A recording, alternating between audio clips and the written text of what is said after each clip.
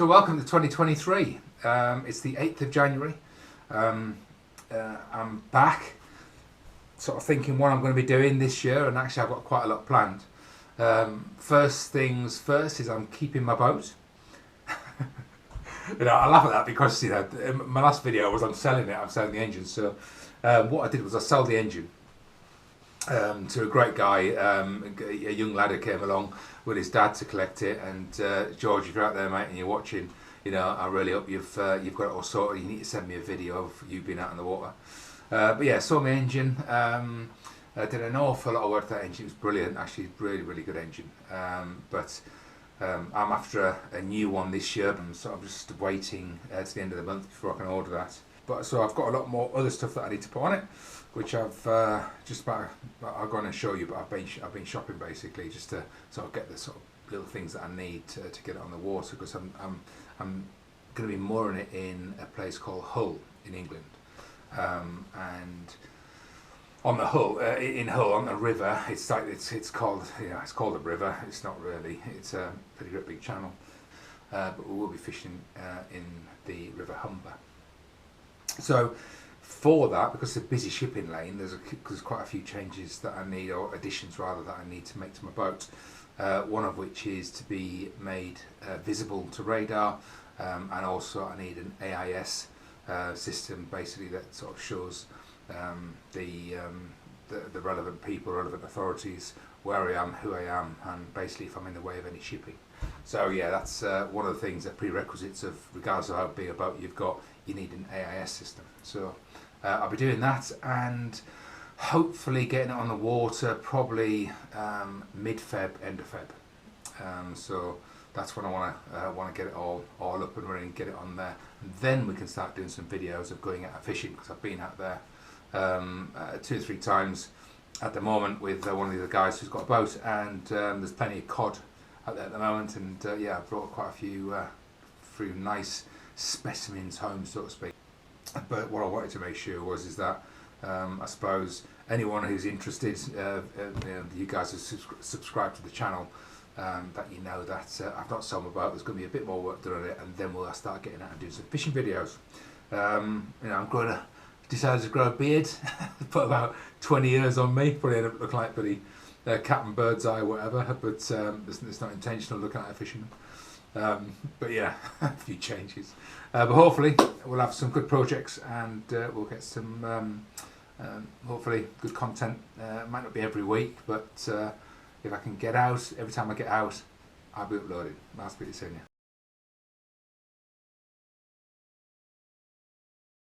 I've been shopping, as I said, and what I've been doing is I've been wiring this up to put eventually on the boat. I'm going to keep it on this old box lid that I use, because it's plastic, and it's another way to repurpose it, so to speak. But it's an automatic charging relay. So what this does, when you've got 2 batteries, it just allows the charge to be alternated between, well, not alternated, but it allows the batteries to be charged, rather than just having one battery being charged at one go, then it's full, and then you've got to manually do your switch to then connect it. Depends how you wire your boat up, but let's say you've wired it up so one battery charges from the engine, one battery charges from solar panels, like in my boat. What I can't do is share that charge, but with this I can feed the charge from the engine into battery 1 and battery 2, and this will basically make sure that it's both evenly distributed, as in one battery is charged, it then goes on to charge the next, and vice versa, as opposed to you finding that your crank battery has run down because you've gone and put your switch on both. You've forgotten about it, so basically both batteries are being used. Comes to the end of the sort of day of fishing, you want to come back and you try and crank your engine, and obviously there's not enough charge because you've been utilising most of the power with fish finders and all the electronics on board. This in turn will basically allow you to continually charge via the solar panel, in my case when the engine's switched off, and then charge via the engine as well. So I've got the best of both worlds. So that's an automatic charging relay. That's going to be in the middle of the 2, so I'll cover that anyway once I start wiring it up, once we get on the boat. Next thing I got was, I mean, these were expensive, by the way. I mean, you can get these, the Blue Sea, they're the best you can get, in my opinions, from all the research that I did. But check them out. I mean, you know, they're a few quid. They're not expensive. Then I was looking at some smart tabs. I'm not too sure whether or not I need smart tabs or not. But the fact is, any boat moving at pace, and my boat being a Pacific 550. It is a sports boat, yeah, for want of a better expression, as in it's got a sports hull anyway, so it's designed to play and it's designed to be on the sea, and it's designed to go at speed. So what it doesn't have is any adjustment for trim, as far as whether the boat's offset, whether it's sort of slightly over heavier one side than the other. Alternatively, once you're on the plane, it does actually raise quite high on the plane. So rather than getting the expensive automated tabs, I've got these ones, and these are automatic performance trim system. Now, interestingly enough, actually, there's been loads of really good reviews about these, so I did choose them. But actually, when they come, they do feel pretty light. So the jury's still out on this, to be honest. And I mean, these have got a really good write-up, sort of smart tabs. Have got a really good write-up, and they've got really good reviews. But needless to say, in my opinion, I've got to say, you know, everything's sort of, I don't know, it says it's high-grade plastic, but yeah, the jury's out. So I'm going to be fitting these anyway. These fit on obviously the back, and this is a basically a compression hydraulic. What do you call it? Piston, I suppose you could call it. But basically that goes on the boat, and then they adjust automatically. So I'll be fitting them shortly, hopefully to see if it makes any difference. Apparently it reduces, improves fuel consumption, improves stability as well when you're going at speed, as well as many other things. So yeah, safety, comfort, fuel economy, acceleration, all that kind of stuff. So that's that. Then I got a couple of seats. So I've got two of these with there's obviously a spin thing that goes on the bottom. Unfortunately, those four do not line up to that. So no, rather than send these back, I'll just make some adjustments. But I need something to sit on, I've got to say. So I've chosen for the ones that basically you can sort of stand up and lean back on, as opposed to sitting, plug yourself straight down. So I need to make a box. For that, so that's one of the next projects I'll be doing with the boat, is actually making a sort of a box for these to go onto. Again, these are dead cheap as well, actually. So I mean, none of this has been expensive, by the way. So that's that. Where I'm going to be moored, I need, and it's quite unusual really, but basically where I'm going to be moored in Hull, because it's in with the shipping lanes, and we are sort of fishing very close to shipping lanes, you have to have an AIS system. So from that, I've got a radar reflector, which basically any ship that uses radar, obviously I'm sure you guys know what this is. So I've got one of these to fit, very important. But the AIS was quite an interesting one. So a normal AIS system, I think the cheapest you can get is roughly about 700 quid. You know, it comes with aerial and the like. So I went did a lot of sort of searching and found the Matsatec collar, yeah, Matsatec AIS transponder. These are about 173 quid. Now they are from China. I got it from AliExpress. I'm not recommending those guys. You know, I found them fine. They were, you know, came really quick. Happy days. But there's a couple of things that you need to understand when you're buying one of these. Certainly in America, there's certain areas that these aren't licensed to transmit, apparently. So for the UK, it seems to be working. It'll seem to work fine. One thing that I did do was I got a GPS aerial. I'm going to get a VHF AIS antenna.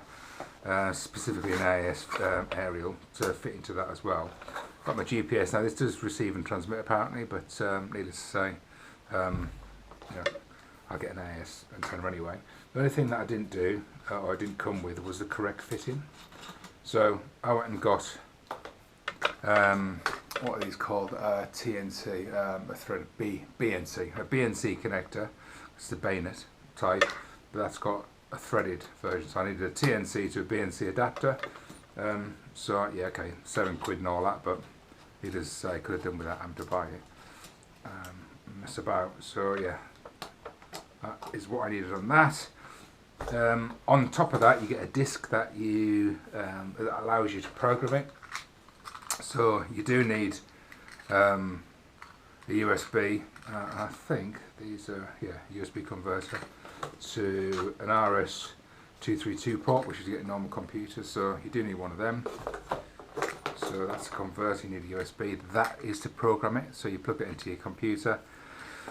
Plug it in, obviously USB into your computer, that into this unit here, and you do need to download the Mattek programming system, which is basically it's on the CD that you get, but I went and broke my CD, so I had to download it off the internet and tune it up. Really easy to do, very quick, not a problem.